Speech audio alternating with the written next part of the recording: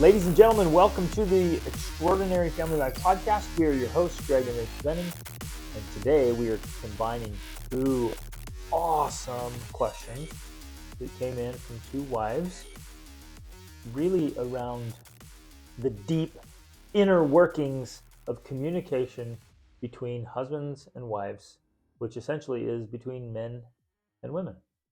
And it's quite, how shall we say? Critical. Well, absolutely critical, because everything in your marriage and your family dynamics revolves around communication. So it's absolutely critical, but it's also quite, I don't know, I want to say complicated, but then once you understand it, it's quite simple. You're right. It is simple, but it is also complicated. When you have the understanding, it becomes very simple, but it still can be very complicated. Especially if you don't have the understanding, because it literally feels, and I remember feeling this early on. Same. It literally feels baffling. You're just like, I don't even know if we're talking about the same thing. Is this the same language? Is this what in the world? Yeah. Are you from a different planet? Like this Right. is out there. And yet, here's the greatest irony that we have to keep pointing out again and again and again. Men and women are different. And if you say that to any couple, or you say it to the couples who wrote in these questions, they're like, well, yeah, duh. Of course men and women are different. And yet here's the irony and the challenge. We acknowledge verbally that men and women are different, but then when we get into the nitty-gritty of working things out, we expect a similar behavior to our own. We expect a similar reaction. We expect that our spouse would think and act and respond like I would. Meaning that whatever I'm saying, they're going to interpret it the way I would interpret it. And if they're going to, like, if we're having a conversation and I say something, they should respond the way I would respond. Right, and understand it the way I would understand it. What do you mean you don't understand it that way? What do you mean that that's confusing? Why are you being so sensitive? What's the problem here? Right. Why are you taking this personally? And so without realizing it, we acknowledge out loud, yeah, men and women are different. But then in the moment, we assume we're the same. We assume they're the same, or we expect them to be the same, and we get all bent out of shape and frustrated and upset. Like, why are you responding differently to this than I would?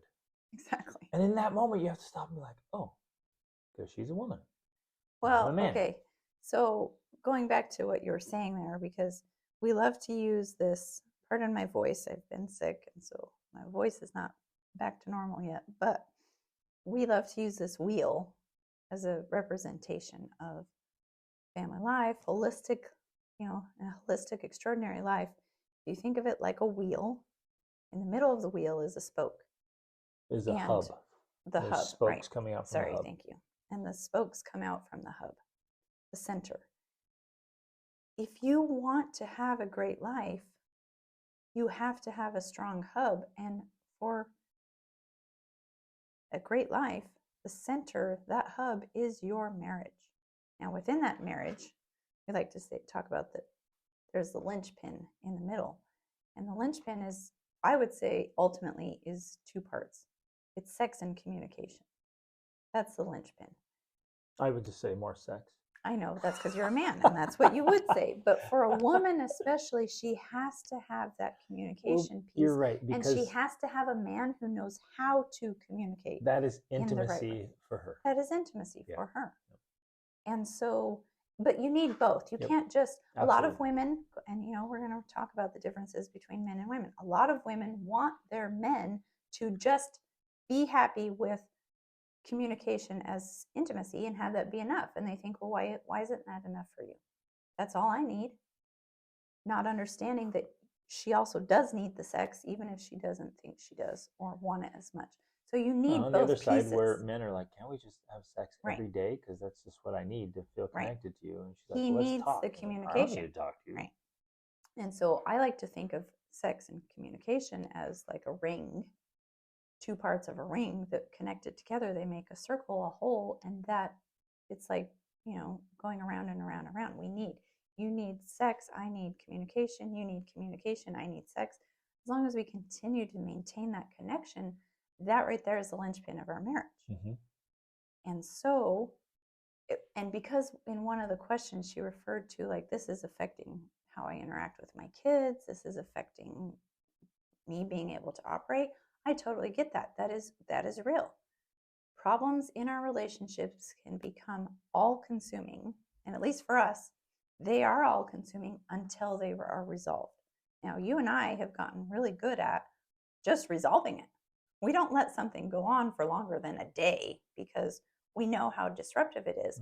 We've also gained the tools to be able to resolve things quickly so they don't have to go on longer than a day. Right. It used to be a week or, Well, and you guys will, I'm sure if you're married or in a relationship, you can relate to this, right?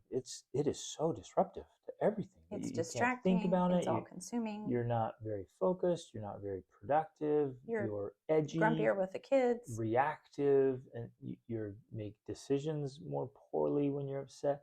And you so can't think or focus on business. This thorn in your side. And what kills me and baffles me is people will leave it there for days and then weeks or months or years. Yeah. And they'll finally come to us like, oh, we've been struggling with the same thing for years. Take out the thorn. How have you let this go on for years? Like, well, every time we try to bring it up, it ends up in a big, ugly fight. And like, well, yeah, but it still has to be addressed. You can't. Right. You can't just leave it there and protect it. You can't just cover it up and pretend it's not there and let it fester. Nobody ever can touch that or go near that, and everybody's defensive and edgy and real hypersensitive. Like, oh, don't you dare come near the thorn. Where the reality is, you got to step in there and do the painful work to get it out. And man, it's going to hurt, especially because if you've left it in there a while, it probably is. Like, ingrown. It's an ingrown thorn now, and you're gonna have to yank that sucker out, and there's gonna be some pain, but then afterwards there's gonna be some healing. Right. And it is, and that's where the magic is. A privilege for me, and so rewarding and fulfilling when I get to work with couples and help them remove those thorns. And it's painful and uncomfortable, but then within weeks they're coming to me saying things like, our marriage has never been this good. We've never been able to even get to this level. And it's because the thorn was preventing closeness and intimacy. Everything was getting bumped all the time, and it hurts. So you got to get those babies out. So we have 2 questions, 2 different scenarios. We could do podcasts on each of them, but I think they relate. And so we want to just... Well, they're ultimately both interconnected to this idea that we're talking about. Learning to identify those thorns and remove them within the context of realizing that men and women are different. And so we have to have understanding of the opposite sex, and they have to have understanding of us so that we can be aware of what is happening, so we can actually get to the source of the problem, which are the thorns that each of us have, so they can be removed, so it can be healed, so we can move forward in peace and love and intimacy, and then be united as this strong couple so that we can go on to create the extraordinary life we want.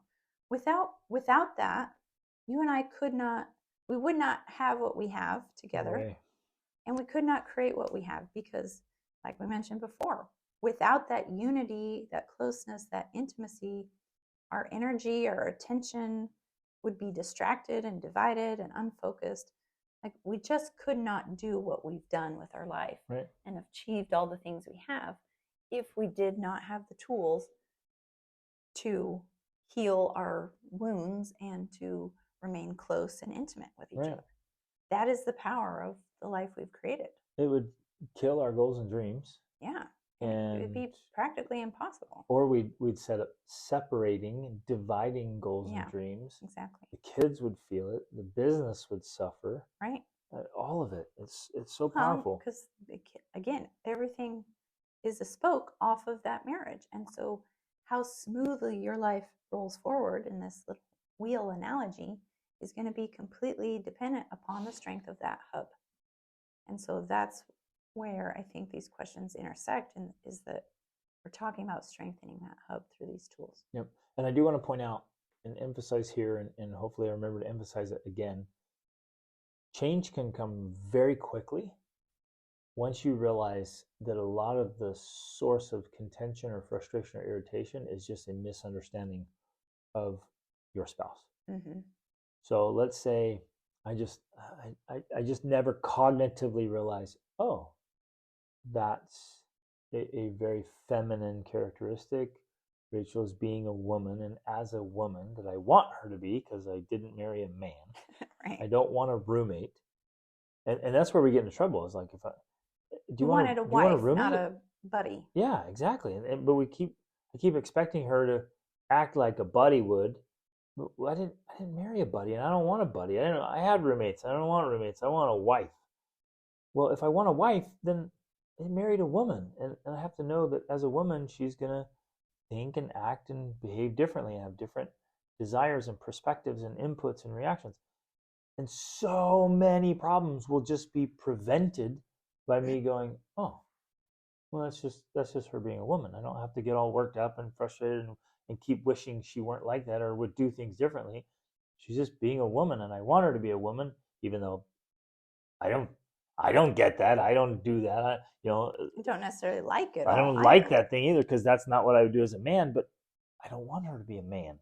Well, I know for me, a huge piece of me understanding you, and therefore understanding an important part of relationship, specifically when it comes to sex, is there was a time, and I've shared my story many times, especially in all of our podcast episodes about sex, but there was a time when I literally just felt like, why do we have to have sex? I could literally go the rest of my life without sex. Now, this is, of course, when I had small children and I was touched out. From that perspective, I thought, I'm done. Like, I'm good. We have enough kids. We're good to go here. Like, let's just be done. Especially because my viewpoint made it feel like it was another thing on my to-do list, right? But when I learned to understand your perspective and I was able to connect it to something I deeply understood, which was myself, and my need for communication with you and that sort of intimacy, and I thought, wow, what if I went to Greg and I wanted to talk to him, or I wanted to have him listen to me, and he just said, oh, I'm too tired. I've talked to the kids today. I've been at work all day and I've been talking to people. I just can't talk to you. When I made that connection, that your desire for sex was like my desire for talking with you or to you or having you listen to me, it changed everything for me. Like I suddenly then understood, oh, okay, it's like that for him. If it was the other way around, I wouldn't want him giving excuses, or I would not be okay in the least going a week or 10 days or a month without talking. Or the rest of your life, like, or the rest of my life. I could go for the rest of our life without me sitting here Exactly. listening while you go on and cry and all this upset. Like, right. Yeah, I don't need that anymore. I'm good. I'm done. And so if we think about it from our own perspectives and we're like, yeah, I don't need that as a part of my life, we're missing out on the point of marriage. We're missing out on this circle of intimacy that keeps us connected with each other. You make sacrifices for me. I make sacrifices for you. And in so doing, our intimacy is deeper because of it. And we learn and grow and we develop another part of ourselves. Now sex is an amazing thing. I love sex, okay? It's great. But I had to learn how to first want to say yes to sex because it mattered to you, in order to get to a point where it was something I also wanted. Yeah. I think it's the same for men too. Like they first have to understand. I had to realize, that's what I was going to say, I had to realize how significant and important and meaningful and connective it was for me just to listen to you. Not like not talk. Try to solve my problems. Yeah, well, you shouldn't feel like that. Or you could just do this. Or why are you worried about that? It's not even an issue. That's not listening.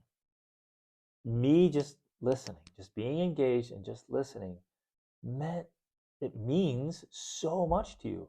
And as soon as I realized that and resolved it, I guess it took me a while. I had to keep remembering, like, oh yeah, oh yeah, and then finally it like stuck. Oh, okay, now I got it. Well, and we've even developed to the point where you can ask, you can say, is this a listening moment or you want a solution moment? Yeah. And I'm like, I just want you to listen. Yeah. Or no, actually, I want some answers right Yeah. now. But we're able to understand what's going on so we can talk about it rather than just continuing to be confused because we don't know what's going on at the moment. And so because I get a coach almost every day, I spend many hours, many hours listening to people and solving problems. So I could easily be like, oh, I'm listened out. I've been listening to people for hours, Rachel. I'm just done listening. I can't sit here and listen to you. That would be, and again, there have been times when I felt that way, and I'm tempted to respond that way, but I realized no, this means a ton to her. This means so much to her. So I'm gonna listen some more. And all I had to do was increase my own capacity. So I can listen for hours and then listen to the kids and then listen to Rachel and then listen to the other kids and then listen to Rachel some more. And I can just keep listening and be fully engaged. I don't have to check out. I don't have to sit there and think about other happy places while I try to keep a poker face. I can be fully engaged because all I've done is increased my capacity to do more. And when I realized, because again, Well, I'm just trying to walk through this. It's important to her. I have to be better at it. Having that understanding, of course, is key to you wanting to gain that capacity. Because it's one thing to be like, well, I could do that, but if you have no motivation to do it, so having the understanding of how much it means to me and how important it is, and then realizing when you put it into practice that it makes a difference, right, in our relationship. I mean, those are ultimately the things that make the difference. When we learn to understand each other and we learn to give what the other person needs, yes, right? It's reciprocating. I'm willing to give sex because I know it's something you want and need. You're willing to listen to me even if you don't feel like it because you know it's something I want and need. When we're willing to give that to each other, that's the foundation of intimacy. And then there's a little tricky piece here. I want to say that you can't do it with strings attached. Like, well, I'll listen if I get sex, because then that's pretty shallow. I'm not listening with the intent to meet Rachel's needs. I'm listening with the intent of having sex. But it's also not entirely unattached. Right. Because if I do meet your needs consistently and repeatedly, and then you're just like, oh, well, good, I'm fulfilled, and good night, and just on and on and on. Night after night. I'm like, wait a minute, I listen like crazy. She feels totally fulfilled and satisfied. She thinks everything's great in our marriage, and she just goes to bed. And you I'm like, feel wait a minute, unfulfilled. like, I want to make love to you more often. Like, what's going on? And so it's hard because you have to do it without strings attached, but they're not entirely because unattached. if there were no strings attached, then you wouldn't be married. Right, exactly. Because marriage is essentially a sexual contract. And so ultimately, sexual contract because it's a contract where you are saying I get to have sex with this person and everything else that goes along with it, like building an entire life with this person. So there are strings attached there. We can't escape from that. And often when I hear people talk about certain things, I'm like, why are you married then? Yeah, exactly. You should just have a roommate. I've literally read comments or heard people say, like, well, men should just learn to deal with it. To control themselves, and they don't need sex. Why are you married then? Yeah. You want to be married to a man but not expect to have sex. That just makes no sense to me. You want a roommate. Same with a man. Like, you want to be married to a woman, but you don't want to spend any time listening to her or investing in her. What's the point, dude? Yeah. Besides the sex. You don't want her to be sensitive and cry and be a woman. Well, sounds like you want a roommate, dude. Or a prostitute. Yeah, exactly. Who doesn't care at all. And makes no requirements of you. No demands, no commitments, no responsibilities. Right. It's just totally disconnected, and then that's just emptiness. It's basically prostitution. Yeah. So what do we do, and how do we get there? That's the question. Well, let's read the questions, I guess, and respond to them. Yeah. Okay, I'll read this one first. Actually, it's from an awesome wife, so maybe you should read it. It's just like coming from a woman. Okay. What do you do when your husband tells you that you need to get a backbone and manage your own emotions, when you tell him that the demeaning way he looks at you is hurtful during a disagreement? Okay, so pause right there, because I can relate to this, especially early on in our marriage. Mm-hmm. I think with us, there were some glances, but mostly you would get after me about my tone.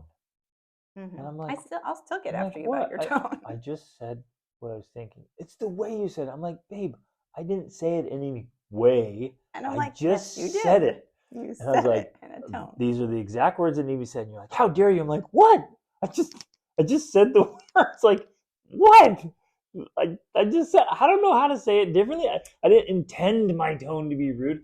And you were sensitive to that. That's the funny thing, because I still feel that way. I still feel that I am very sensitive to the different tones that you have or use. And maybe it's something you just don't notice or aren't aware of. Yeah. But to me, they're very distinguishable. And maybe it's more feminine, masculine. On a masculine side, I don't know that we're as attuned to tone, because my toe might be hurting me at the moment. I'm just like, yeah, just do that, and just because my toe hurts, or I'm hangry, or whatever, and I just say it, and I think among men, we're going to be less sensitive to that, and be like, oh yeah, he just said to do it, so just do it, and it might rub you a little wrong, like, oh, that was a little gruff, but okay, whatever. But it's, from my perception to a woman, you're like, wait, whoa, mister, that tone is unacceptable. So that was our experience, and I remember being frustrated that you were so sensitive about tone, because in my mind, I'm like, I didn't mean anything. I wasn't being angry. I'm not upset. I just was being efficient with my words. Yeah. And I just said it. And so in this case, he's saying he maybe doesn't realize he gave the look. Maybe it's subconscious, or maybe it was a look of annoyance, whatever. And there's more in the question we'll get to, but he gives her the look, and she's like, hey, that look is not okay. And his response, very, very masculine: get a backbone, control your emotions. That is like, that's so masculine. Classic. Men are from Mars, women are from Venus. And you misunderstanding. You could pull that off with other men, be like, hey, bro, get a backbone, get your emotions under check. Like, there's work to be done. You can't sit around here being all sensitive about it. Let's go. That's how you'd speak to other men. But I think it's foolish and short-sighted to say those kind of things to your wife. Yes, absolutely. Not that, I don't want to be misunderstood here. It's not that women couldn't and don't need emotional mastery. We all do. Right. All of us need more emotional mastery. We become more emotionally mature and more emotionally developed. We need more emotional control. And if this was a workplace scenario, that could be entirely appropriate. Yes. But the point is, this is an interaction between a man and a wife. That's the point. And it is going to be different, because when I first read this, one of my thoughts was, dude, did you marry a man or a woman? Yeah. Like, which do you want here? If you married a woman and you want to be married to a woman, you want to have a wife, like we talked about, it's going to be different than if you have a roommate or a buddy. And so you cannot treat each other in the same way that you would treat your roommate, right? And so we try to pull that off. So maybe, maybe some guys, he works construction or whatever. He's just working in a field where, and maybe he's the boss, maybe he's the owner, maybe he's the whatever. He's a business owner, entrepreneur, and he can speak to his male employees and occasionally sometimes speak to female employees like that, because you're right, in the workplace you're like, hey, this, things gotta get done, and you speak it and you're like, okay, well, that works. And then you have the misunderstanding to come home and say, well, I'll use that same strategy at home with my wife. Right. Nope. It doesn't work. Yes. Okay, so that's our first thoughts about that. He was just trying to give me a firm no in response to something I wanted to discuss. But the way he looked at me was cold and intense. It's hard to describe. So I was just trying to communicate to him that he can still disagree, but do it in a pleasant, loving manner. I know he's super defensive because of feeling like he's given in the past. Wait, let's pause. Let's pause and kind of go piece by piece. We don't know the circumstances of the whole scenario or anything. We just have a little bit of it. But we can understand, because there's times when you want to have a firm no. Mm-hmm. And yet it's pretty rare that I have a firm no with you. Well, especially as in relates to not wanting to talk about something. Right, exactly. She's like, I just want to talk about it, and he's trying, like, no, we're not talking about this. I don't think I will ever do that, or have done that for years, or will ever do that to you. If you want to talk about something, I'm never gonna be like, Rachel, we're not talking about that. Because from my perspective now, in our own marriage, our own experience, I'm working with thousands of people.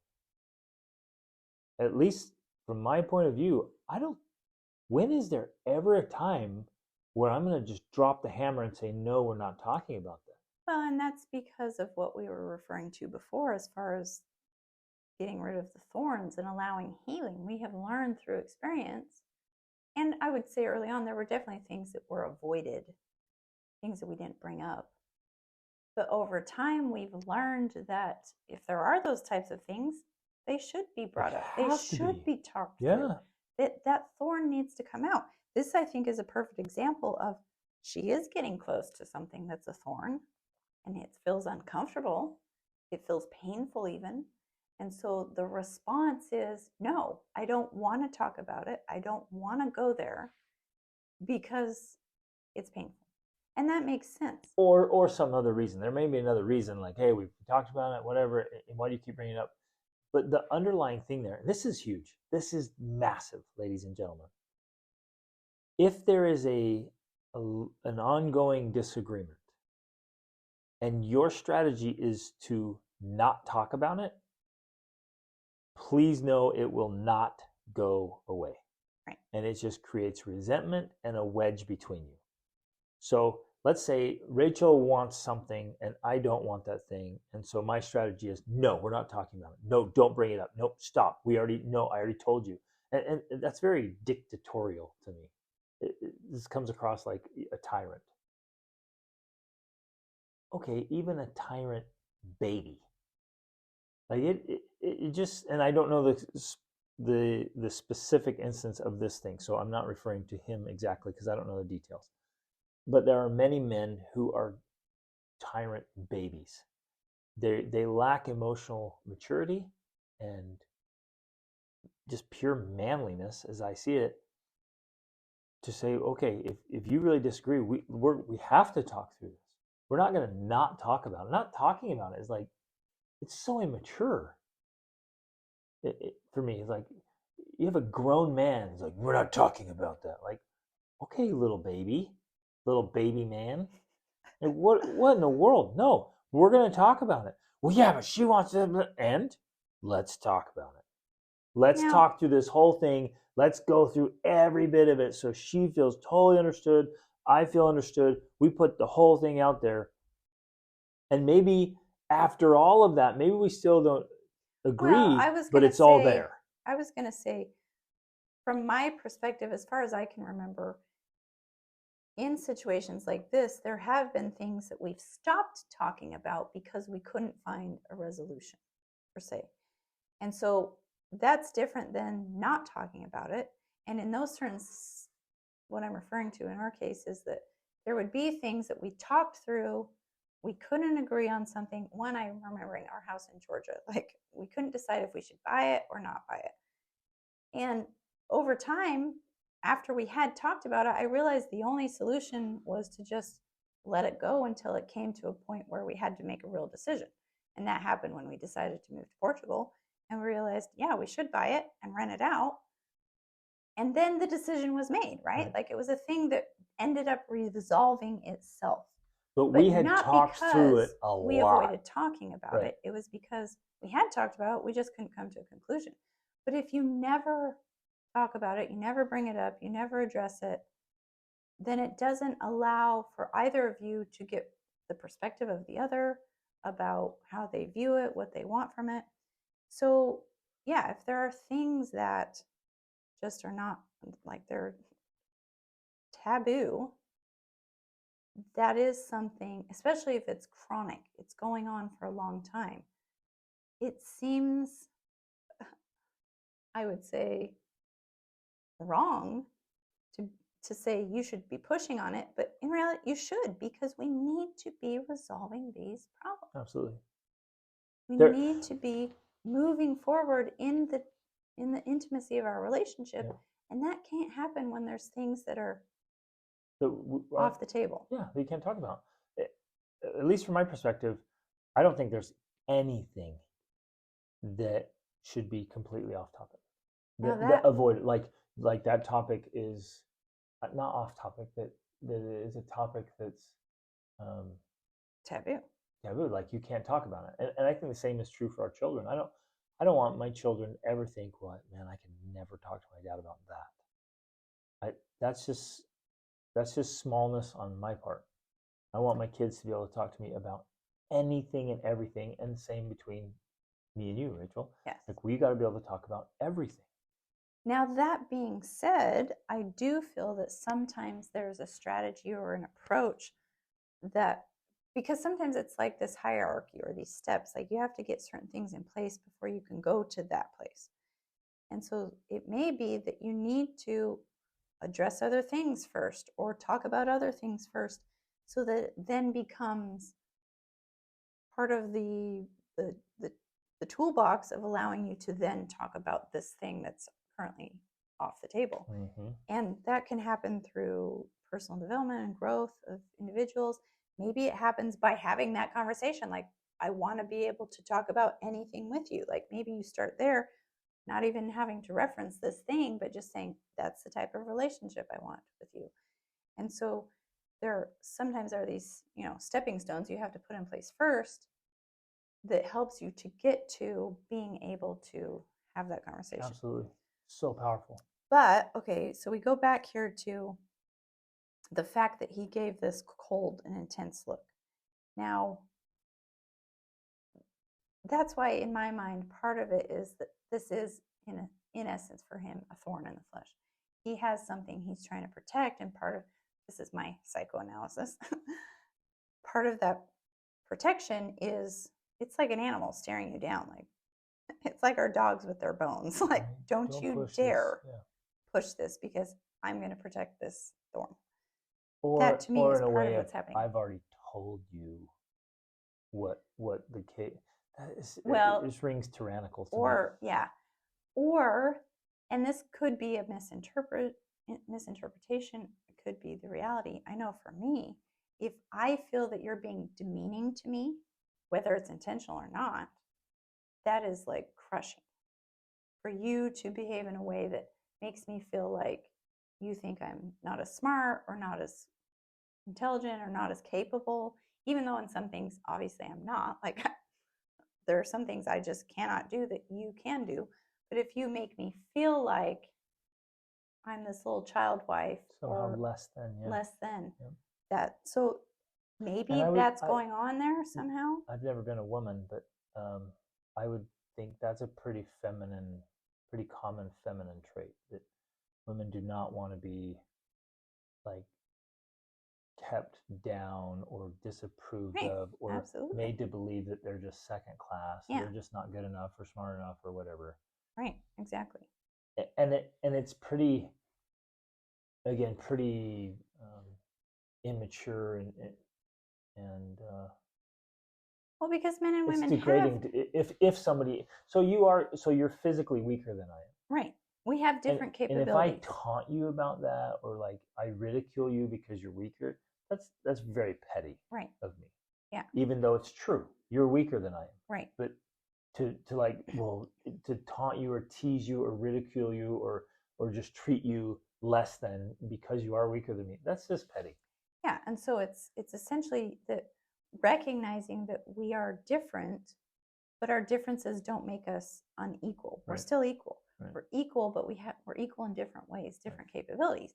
I can do things that you can't do, and vice versa. But it doesn't mean that one of us is better than the other. We're just different. Right. And so I think that's an important part of a relationship, is to recognize we're equally yoked and we're both bringing value to the relationship, to the family, to the economy, whatever.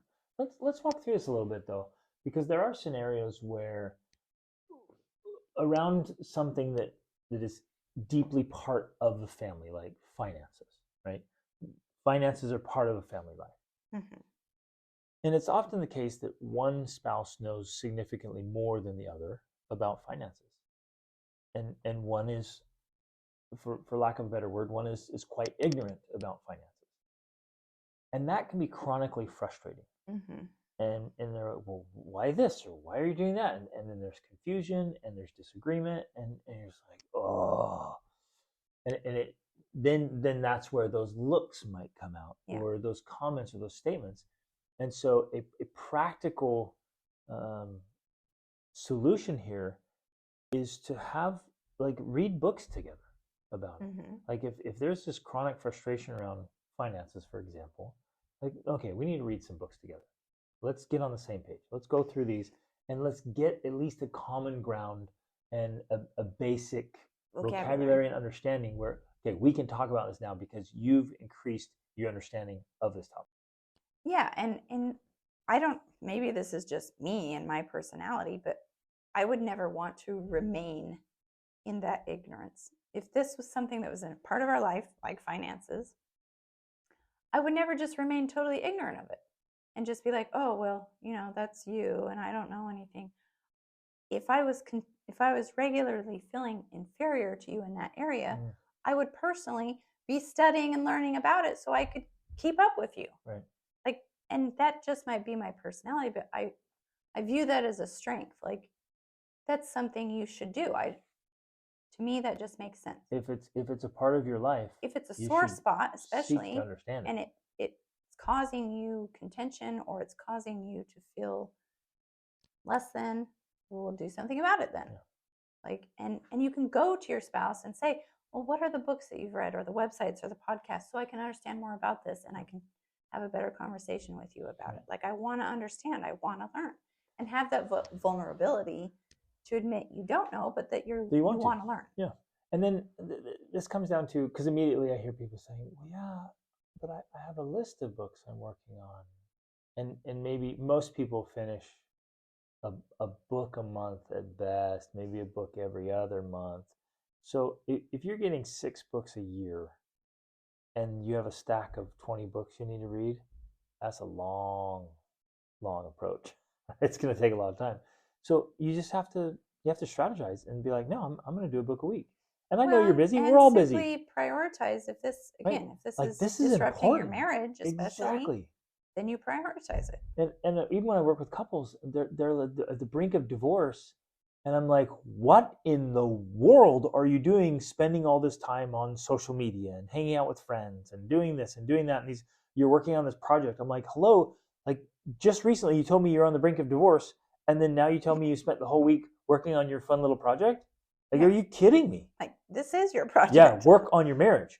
And if there's this pain in between you, then this becomes your priority. Exactly. Like, I'm going to devour everything I can get my hands on. I would read a book a day if there was just lack of knowledge that was keeping a gap between the two of us. Exactly. If you and I were off, and I'm like, this thing's keeping me off, I'm going to become an expert in a week. I'm not joking. I'm not exaggerating.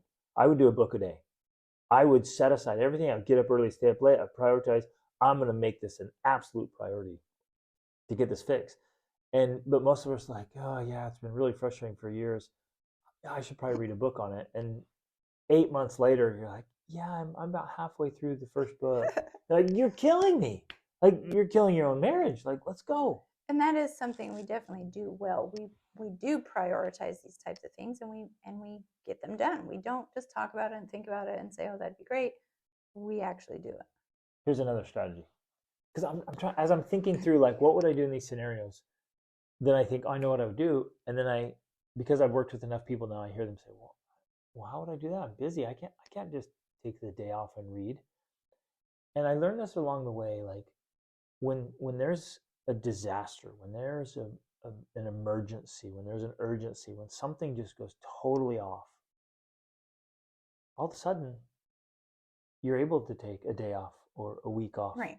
And the whole world doesn't fall apart. If your house flooded and you had to go fix it, like you'd be able to take be like, off and hey go guys, fix it. you know, the pipes broke, house flooded. I got to take a couple of days off of work. I got this project I was working on, my workouts. I got to set aside things for a few days here to make this right. And after 3 days, you're like, it would happen. Well, guess what? Like, the whole world didn't collapse. The sky didn't fall. I was able to set aside time and energy and effort and focus to fix something that was off. Yeah. And it's not the end of the world. And so we need to do that. Like, you would sign up for a conference. You would go on a vacation. You would, you know, they're like, oh, hey, there's this cool thing going on. There's this race. I'm going to take a couple days and go to this race. Well, when was the last time you took a couple days off and just focused on improving your marriage? Your communication. Exactly. You have to make that happen. One more thing that I have to emphasize as a framework for all this. It's important when you're communicating to know where your spouse is on a scale of like 1 to 10 of it. How important is this to you? Because if you and I are talking and you're super intense about something that is really, really important to you, and you keep bringing it up and you keep like you tons of emotion around it, and I'm like, what's the big deal? Like, what in the world? Why is she so, what's going on, babe? Are you hangry? Or like, what's going on? Is it that time of the month? Like, what? I'm just sitting here trying to wonder why you're so adamant and so intense. And one of the best ways we've learned to do that is just on a scale. Like, babe, on a scale of 1 to 10, like, how important is this to you? She's like, a 9. And I'm like, oh, like for me, this was like a 3. Like, I don't even think about it. It doesn't even come across my radar. And for you, it's a 9. And so that tells me, I'm like, okay, I actually need to step up here. I've got to do something about this because this is so important to you. And you might say, well, okay, 9's a little crazy here. Maybe I come down to a 7. And I'm like, okay, I'll come up to a 7. I'll do that for you because I can tell this is so important to you. But we often as couples, we keep missing each other like that because on the scale, we're just off. And so one spouse is like, why not? Why not this dog? And the other one's like, why you keep bringing it up? It's crazy. And we're completely missing each other on that scale of importance. Mm-hmm. Yeah, the hierarchy of values, we've called it before, because we do, being different people, we value different things, and you know, tone matters to me more than it does to you. But you work on your tone because it is higher on my values hierarchy. Yep. Okay, so back to this next part here. He feels defensive. He's being defensive because he's feeling like he's given in the past to owning up to his own stuff. Fantastic. That's great. Hopefully we're all doing that. We should all be doing that. This is where I want to chime in. We should all be doing that all the time. Well, and that ties into this next part, but it almost sounds like he thinks now he shouldn't have to do it anymore because he's done it so much. It's not going to happen. Yeah, it should be going on for the rest of our life. Yeah. There are going to be things that we just have to own up to and saying, yep, I'm not doing that. And acquiesce and give in and right. Like, oh, I'm sorry, I apologize. Oh, I'm going to compromise. I can't think of a time, you know, I plan on being married to you for our entire lives, and we plan on living way past 100. So we're gonna hit like a 80-year anniversary. I can't think of a time when I'm gonna be like, you know what, I'm done compromising, Rachel. I've compromised so many times over the last 50 years. Like these next 30, no. I'm not compromising anymore. I'm not giving any more. I'm not owning up to my mistakes anymore. I've done that. I've done that. Right?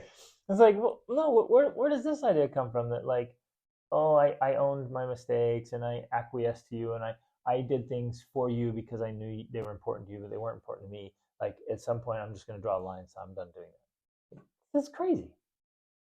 If I want to stay married, I'm going to keep doing that. Same for you. If you want to stay married to me, you're going to keep doing that. Exactly. Because at some point, and I'm going to be brutally honest here, at some point, if Rachel was like, yeah, I'm done meeting your needs, I'm done acquiescing, I'm done compromising, I'm done working on us, then at that point I'd be like, okay, well then you're working on your divorce. Mm-hmm. Like, if you're not working on us, then you're working on your divorce. So when you just said, like, well, I'm done doing things you want, you just signed your divorce papers, sucker. Like, how stupid is that? Did you just call me a sucker? No, I'm talking to this hypothetical dude that's like, I'm done working on. You were talking about me. I'm confused now. No, I went back to the hypothetical person. We'll call him Clarence. Clarence is like, I'm done doing things your way, and we hear that. Okay, and I'll be honest here. I hear it more from men than from women. That the man's finally, he's just exasperated, like, we always do it your way. And the reason that happens more often is men are hardwired to keep things simple. But also acquiesce to women. I mean, men are hardwired to help women, to want to please women. And women are hardwired to be a little bit more particular and quite emotional and intense about it. And to care about things, especially as they relate to the home or the family, more than a man might. And so they get in a squabble and she gets angry. He's on the couch. She's like, you're never getting sex again. And so he's like, okay, we'll do it your way. And it goes through the cycle. And so over and over and over, a man starts to get resentful because he's like, we always do it your way. And I've told my coaching clients, like, well, yeah. If we put it in a pie chart, the percentages of times that we do it Rachel's way, it's quite a bit more often than we do it my way. And I'm not the least bit resentful about that. Like, it's not fair, but like we tell our kids, fair is where pigs win ribbons, and you're not a pig. So life is not fair. Guess what? Marriage is not fair. If you're looking for fairness, no. Marriage is not fair. There's not little pigs winning ribbons. So I would think very often it is more one-sided, that you end up doing things more your wife's way because she can become unpleasant, shall we say?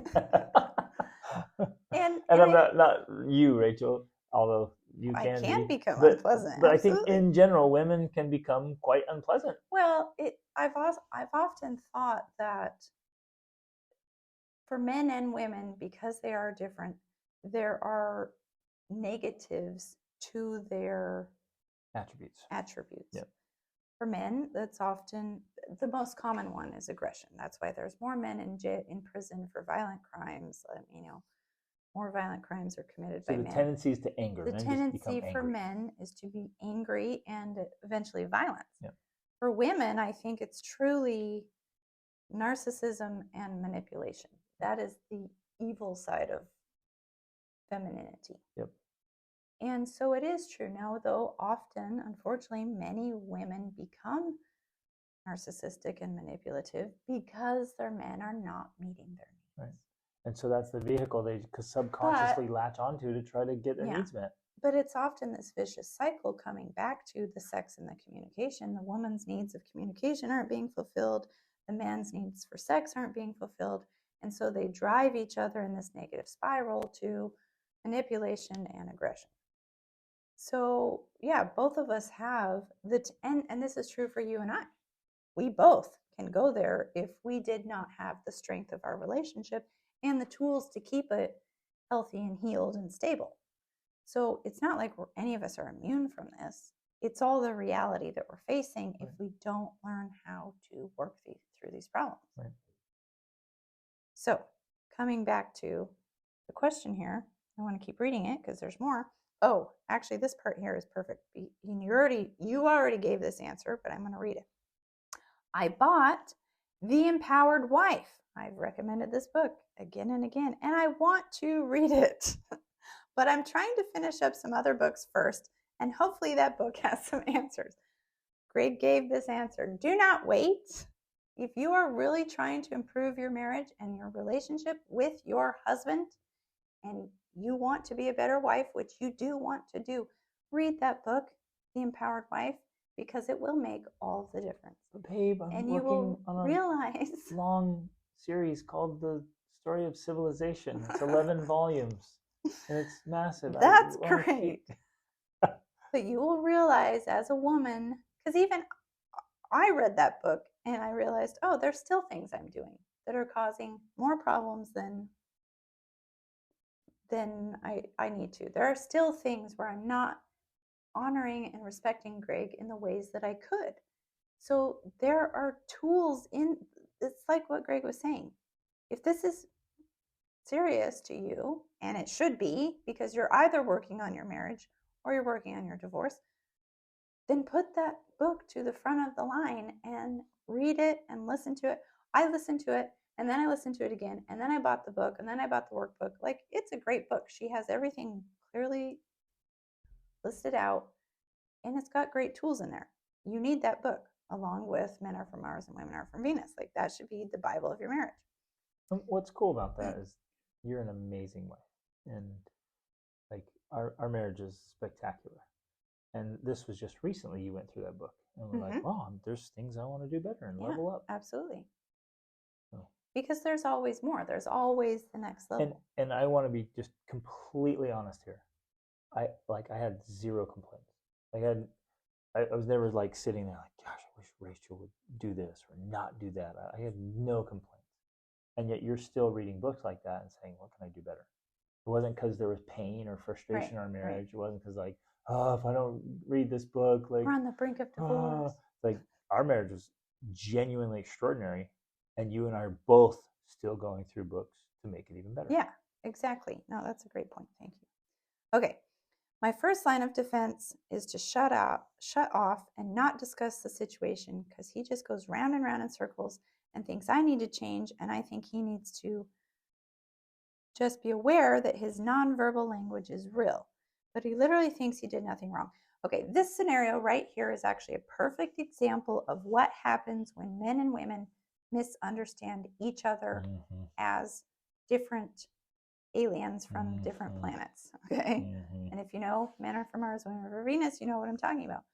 You're trying to have a conversation using different languages, and that is why you go round and round in circles. And I vividly remember that early on in our marriage, of having these conversations where I felt like, wait a second, we're just going in circles.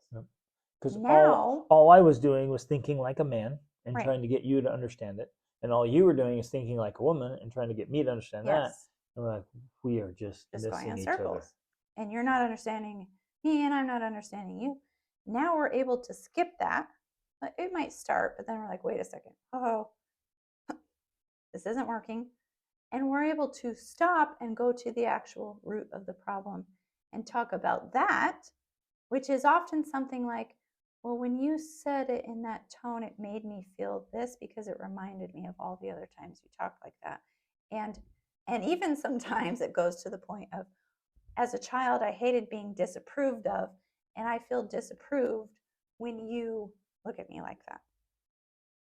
And if I were just being a tyrant or just a man, it'd be like, well, that's a you problem, and you need to fix your childhood daddy issues, right? I could be a real jerk about it and real misunderstanding, but like, whoa, okay, because of your childhood, and obviously, yeah, you need to do the processing and healing there.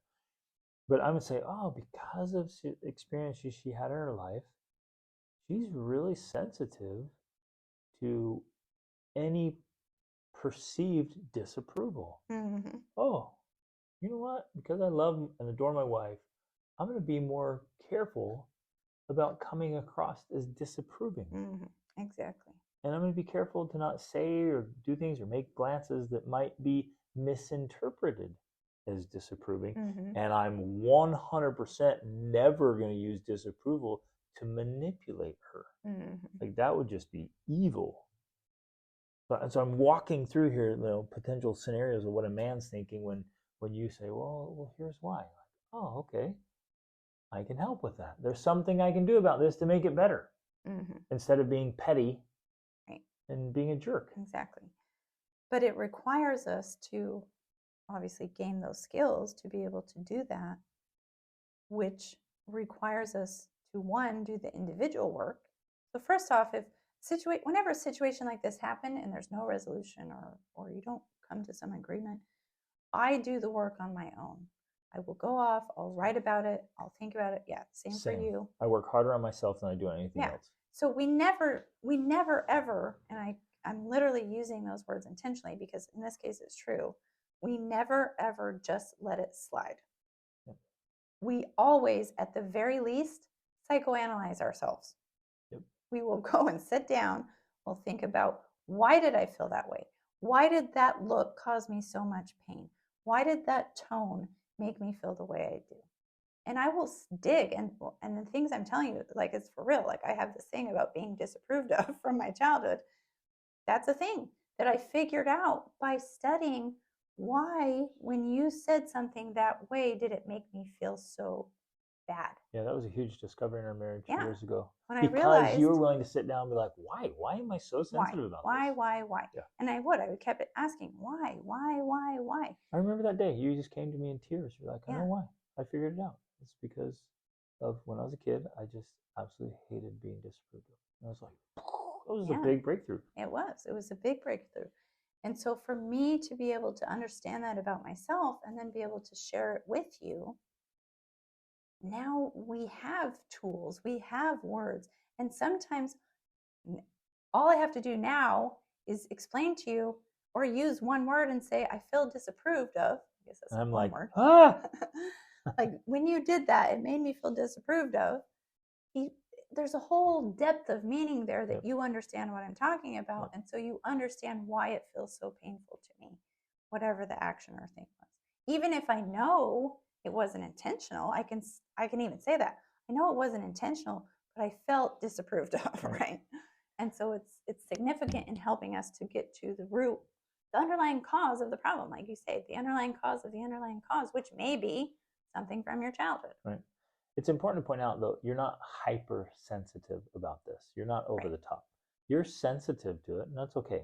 If you were hypersensitive, like all the time, and nobody could do anything or say anything ever that even approached any form of disapproval, no feedback. That's not healthy at all. Yeah, exactly. If you just don't ever give me feedback, don't ever correct me, don't ever make me feel like I was wrong or made a mistake, then that's so neurotic and unhealthy. And I'm like, you got to work through that. You need coaching. You need work healing. Yeah. Like, something's got to resolve. You can't be like that and then say, well, my husband just knows he can never disapprove. Like, no way. Yeah. It does not negate the need for me to change and improve myself and to overcome that part of my, that weakness. Okay, keep going with the question. Okay. There's so much here, you guys. That's what I love. We love questions. Yep. And because we've been able to work with so many people and study so many things for so long, you can see in each line, like, oh, there's so much here that we can all learn from. So, and she says, my first line of defense is to shut off and not discuss the situation, because he goes around and around circles. Sometimes that is the thing, because if you aren't clear in your own mind what's going on and what you're actually talking about, there's another, and sometimes it's like an onion, I like to think of. There's layers and layers and layers here. And sometimes he's talking about one layer and you're talking about a different layer. You have to make sure you're talking about the same layer. You're talking about the same thing. And so if you feel like that's not happening, it might be good to take a break and say, you know what, I'm not even really sure what we're talking about. Let's take a minute. Let's go think about it. Let's process it and come back and then be more. And I know we've done this, then we're more clear about what it is we're actually talking about. When there's, I remember specifically a situation when we're traveling, it's busy, you're trying to deal with logistics that are urgent in the moment, and we were having this disagreement about where to go and when and why, and I'm like, why are we going there? I don't think we should go there. We need to do this. And you needed space even to get a second to realize why it mattered to you. And then you actually sent me a text because we weren't together, but it was very just laid out clearly. I was feeling this way. I wanted to do it because it meant this to me, because it, because of this past experience we'd had. That's why it matters. And with that clarity, I don't remember any of that.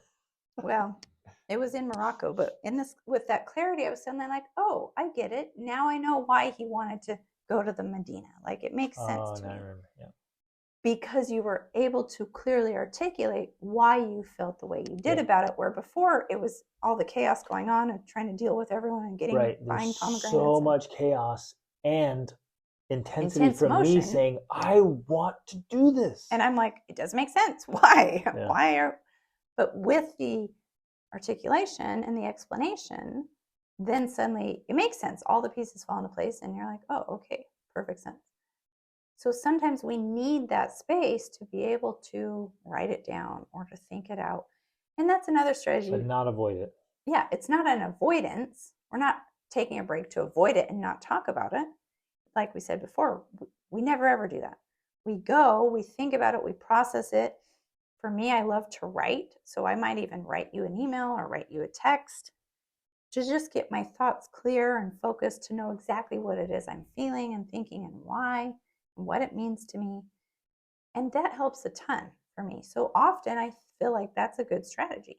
And I would say, I would recommend it actually. If you're in a place in your marriage where you're having a difficult time having some of these conversations, write emails to your spouse or letters. Well, I would start by writing to yourself.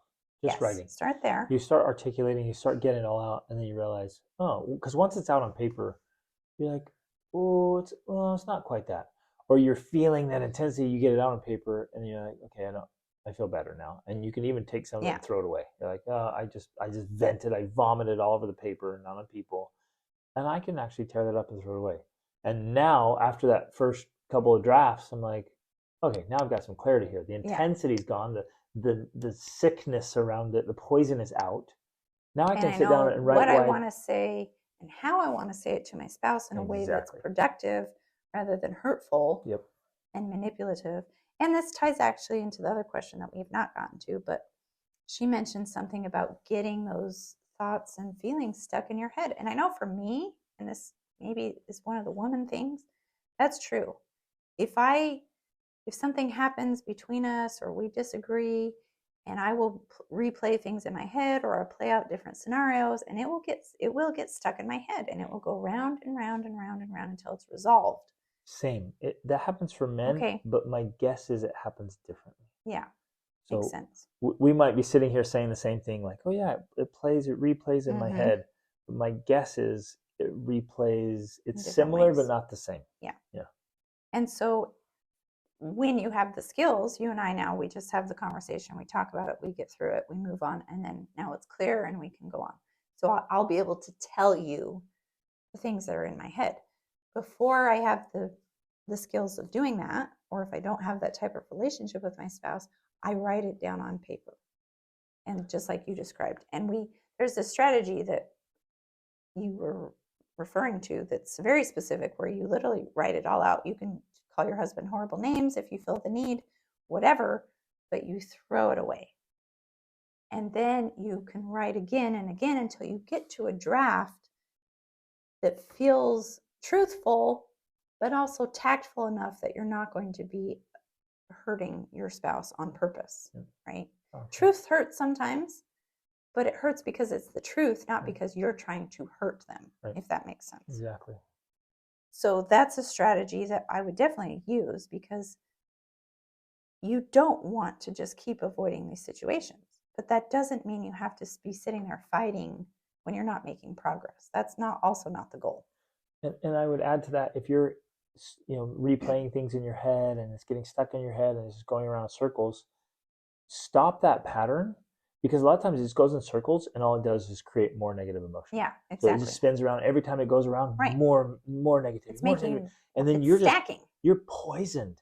And then by the next time you see your spouse, you're so angry you could just beat them. And then they don't even have to do anything. Right. And and you just explode. So instead, just stop and like, okay, here it comes again. It's playing again. Take action on it. Play it again and again to understand, to learn. Like, it keeps repeating in my head because it's so intense. I'm like, wait a minute, why? Why is that happening? Why does it hurt me? Why is it frustrating? Why does she say that? Why does she do this? And if you can do that mentally, great. But if not, it needs on paper, to be right? written But out. you're using the tendency our brains have to replay things to gain understanding, Right. not just to build up negative emotion. And that's essentially when we talk about processing emotions or whatever. That's kind of the process. That's what we're explaining. We're going to explain is that process. Okay. Be aware that his nonverbal language is real, but he literally thinks he did nothing wrong. I think that's one of those misunderstandings, because I'll tell you things like that too. I'm like, well, you did this thing, you had that little twitch or this move, and you're like, what are you talking about? Rachel has been chronically accusing me of this teeny little head twitch. Oh, it's true. And she's like, whenever, I don't even know what it is. Whenever I'm like sometimes you're trying to make moves on me, or like you think I'm disapproving or something. You're uncertain, like, maybe. She's like, oh, you did head twitch. And I'm like, my head did not move a millimeter, woman. And she's like, no, you did the twitch. I'm like, I was cognizant because I knew you were going to accuse me of the twitch. Nothing moved. I didn't even blink. There was no head twitch. And it's our joke now. She's like, oh, you did the head thing. I'm like, no, I didn't. And so we go through that, and now we do it jokingly, but they're very well are things that are unconscious or subconscious. He may be completely clueless of what you're talking about. He literally may not know what you're talking about. Now, this takes a lot of humility and self-awareness to dig deep and go, oh man, I actually subconsciously, I do have a negative thought or a negative feeling. And he may not realize that it's physically manifesting in a look. Or vice versa. This takes a ton of self-awareness. And you're like, you gave me a look, and I'm like, I didn't give you a look. But if I stop and be like, could I have given a look? Because at that moment I was feeling resentment or irritation or frustration. I'm like, ooh, you make me angry.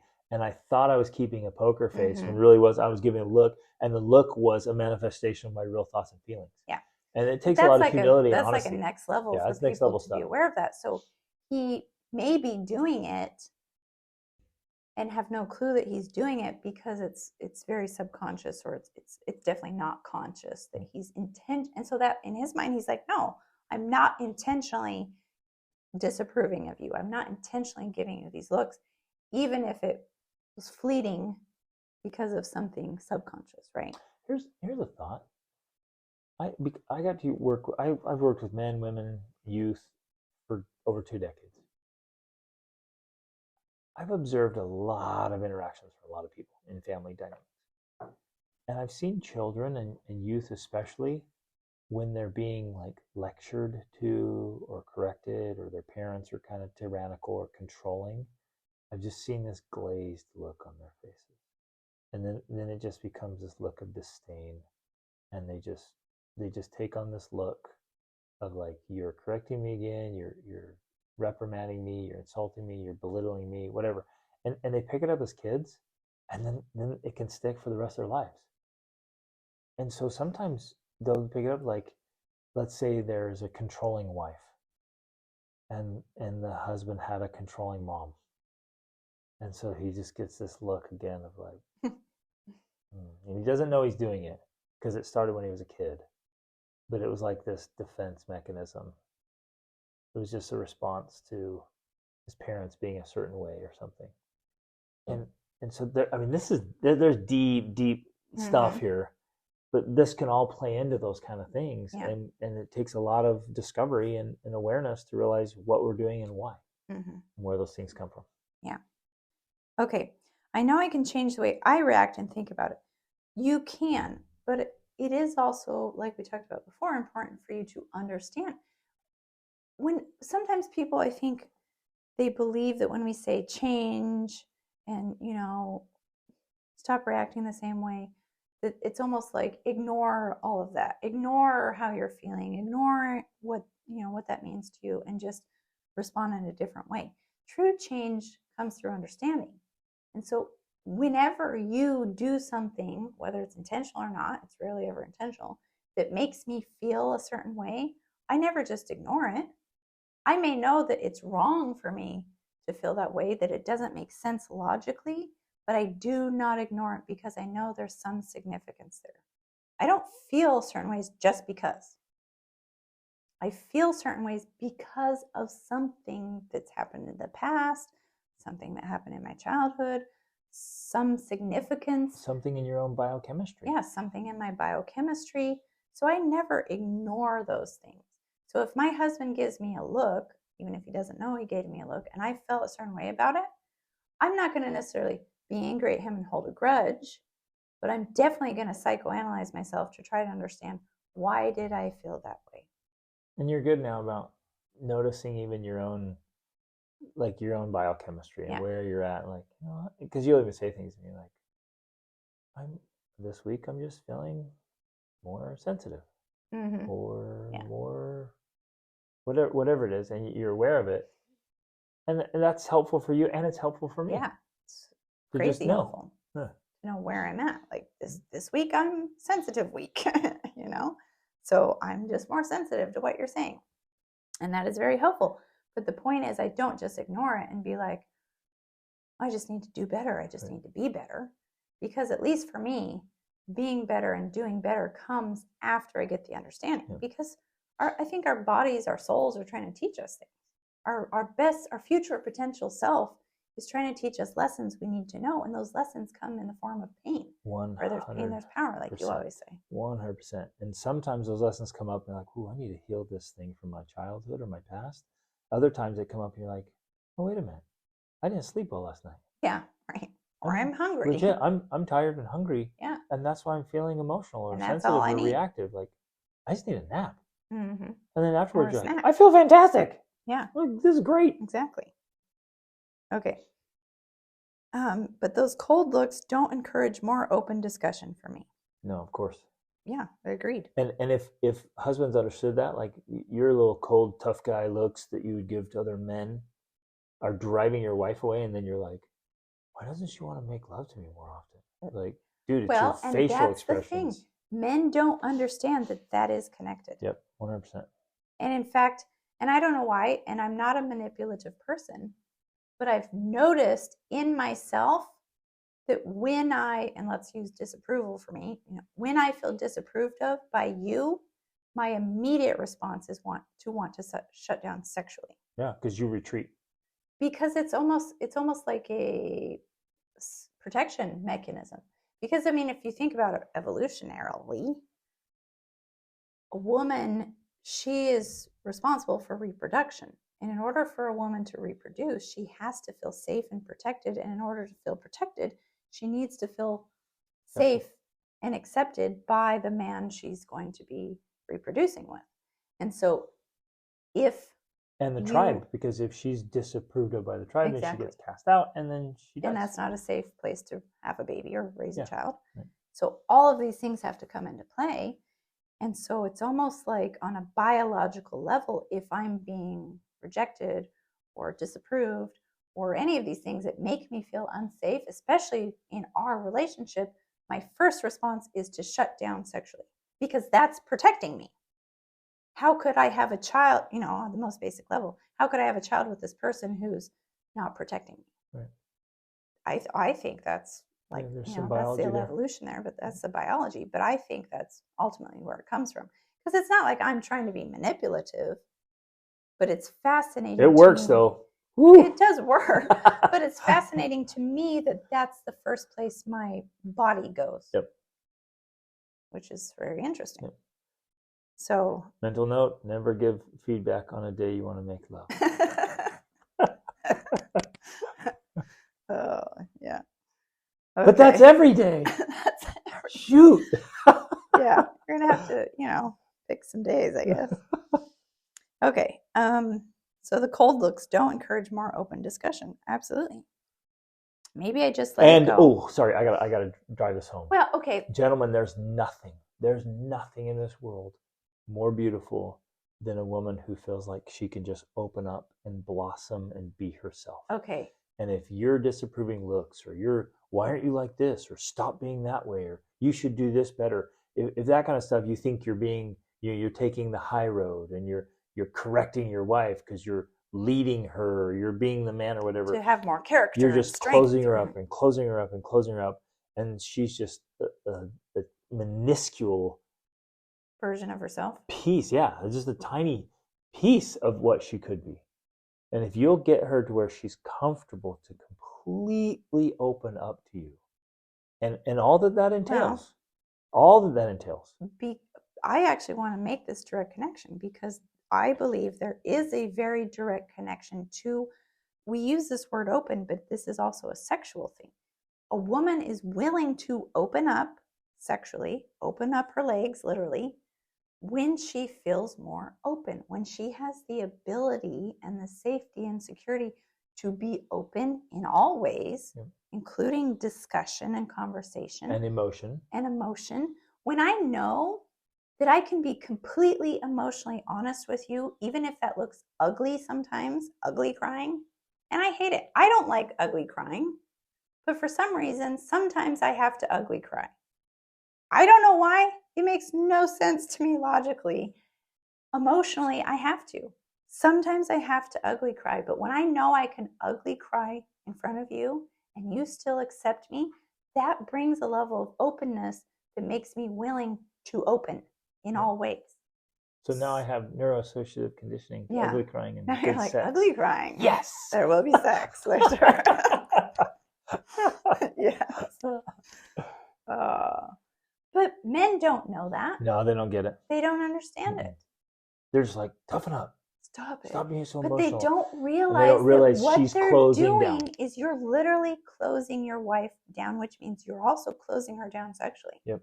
She will not be more open to you.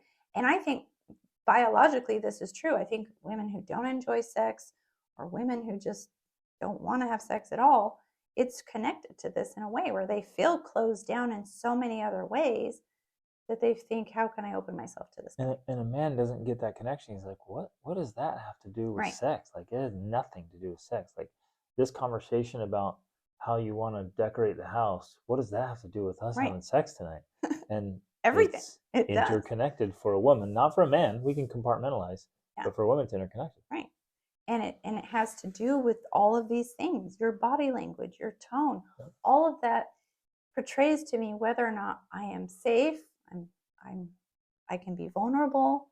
Because, I mean, again, if you think about it, nakedness, but it's not just the nakedness. It's not just being comfortable to take off my clothes. It's being comfortable to be myself, to be who I am with all the ugly crying and everything that's involved. Like, when I can be that person, then I can really be with you fully, like in all ways, right? And it's becomes a more beautiful, and it becomes a better experience for me. Sex becomes a better experience for me when I can be open, not just in sex, but in all ways. I'm more feminine, which then leads to greater sex, better sex. Okay. Maybe I just let it go and hope that part of our relationship changes over time. Nope. Hope is not a strategy. Now, maybe sometimes we do let it go so that we can put the other stepping stones in place, like I said before. Sometimes that's the case. Sometimes we're like, I'm trying to leap from here to there. I can't. Let's put some stepping stones in place that makes it a little more of a gradual process. But that's not hope. That's strategy. That's a strategy. Yeah. That's not hope. We never just say, oh, it'll get better over time. No. Unless you take intentional action to make something better, it's not going to get better over time. Exactly. That's not the nature of the world. Yep. The nature of the world is decomposing and death. Like that, you're either working on your marriage intentionally or you're working on your divorce. So we have to take intentional strategic action. But that might mean temporarily letting go of the one thing to put in those stepping stones. Okay. Maybe it has to do with current stress levels and on and on. Yes, all of those factors are going to come into play, but ultimately you do have to learn how to communicate with each other better so that you can have the conversations you need to have. That's going to definitely include stuff from the empowered wife, because I can guarantee this is not anything personal. This is just being a woman. You are doing things that are causing your man to shut down. You are doing things that cause him to feel disrespected. You're doing things that cause him to feel like you don't appreciate him.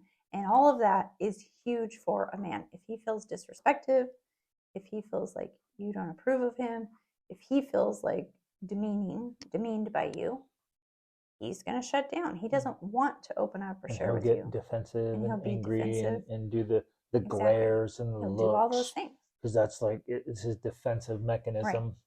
But he also has to take full responsibility for his stress, right? So if he is feeling stressed, stress happens in your head. We love to blame stress on outside circumstance conditions. Like, oh, well, this happened, so I'm stressed. Or this is what's going on at work, so I'm stressed. That's bogus. Stress only happens in your head because everything only has the meaning you give it.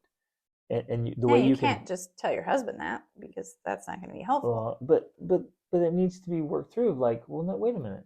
But what are you doing to manage stress? What are you doing to take care of yourself, your mind, body, and spirit? Like, and that's the first trifecta in the be the man thing. It's like mind, body, spirit. If you're addressing that every single day, it's gonna just drastically minimize any kind of stress. And I think what I would do in this case, if I felt that you were under a lot of stress, rather than blaming and nagging and getting upset, I would say, hey, hon, what can I do to help? Can I give you a back massage? Can I make something for you? Yes, again. Can we make love? Yes, closer. But I would take specific action to and verbally recognize that I see that you're under a lot of stress. I appreciate it, because men love to be appreciated. When I tell you I appreciate that you're taking on stress or you're dealing with stress for us and our family, for me, because ultimately that's what it's about, that's huge. That is huge right there. And so you need to recognize the stress, and you need to then take specific action to help alleviate it, or to, because rather than me saying, hey, you need to deal with your stress and why don't you do something about it, I'm going to help you do that by actively being involved in some way that you're going to appreciate. So tons of tact and diplomacy, like, hey, look, good workouts, good food. Yeah, if you tell me you want to go work out, and be like, yeah, babe, go do that, because that's going to help, right? That's going to help with your stress. And I guess to the men and the women, like, we cannot use stress as our excuse to act like barbarians, and a lot of people do. Like, well, yeah, I'm just stressed. Bogus. Like, I'll never, ever allow myself to be rude or gruff or unpleasant with my wife or children. And if you are, you'll apologize immediately quickly. And like, no, that was unacceptable. And I'm not gonna be like, sorry guys, I'm stressed. Bogus. Stress doesn't cause me to act like an idiot. In fact, stress, if it ever I am stressed, it's because I'm not managing my thoughts. It's mental management. And again, I've learned all this over time, and I know how to manage that and prevent it. I have my daily routines and rituals that just prevent stress. And you might be like, well, it's because your life's so easy and comfortable, Denny. Yeah, my life is awesome because I make it that way. And I live with very little stress, not because I'm not taking on huge risks and challenges and chasing greatness. It's because I'm managing my mind and body and spirit. Well, and I think that that's important for people to understand. It's not that our lives are stress-free. They have and stress is a difficult word to use, because I feel like people have different definitions for it. One of them is purely just a physical thing. Like when you're doing things and you're active and moving, that's a form of stress, even if it's not a mental stress per se.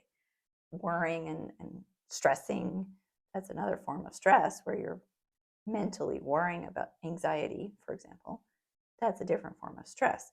So we have stress in our lives. Tons. The first type, lots of physical stress, because our lives are not just sitting around doing nothing. We are doing a lot of things. But in fact, our chosen lifestyle is very stressful. Would crush, I would say most people, honestly, because unless you have like lots of mental, emotional, and spiritual routines and rituals and habits in place, like the risks we take and the challenges we take on and face and what we're going after, and how like chaotic our chosen dream life is, it would just wreck people. Yeah. So it's not like we're just living this comfy, cushy, convenient life where we're like, no, I don't feel any stress. There's nothing going on around here. That's not the case. We've learned how to manage it. Yeah, right. Which is ultimately the key to living a bigger, more extraordinary life. You have to learn how to take on more stress. So this is good. This is good. So good. So this is basically the end of her question. We totally didn't even get close to the second question, so we'll do that next time. Yeah, she just ends by saying, I thought those kind of stairs were behind us, so I guess they can resurface during times of stress or if he's tired. And again, that's true. Even everything you just said, it's not as though you are immune to the temptations of annoyance or frustration or irritation. Like, you still have that temptation.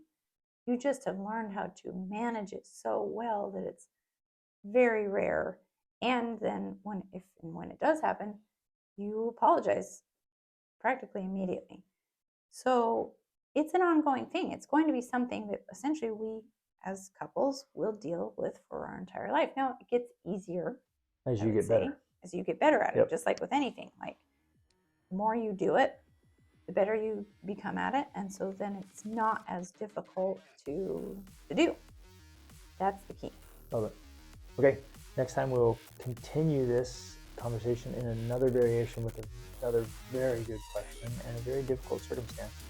But these are things you guys can start trying immediately. And as we work on it, we get better results and marriages get better. And what possibly can be better than a date? Nothing is the answer to that. Love you guys. Reach upward.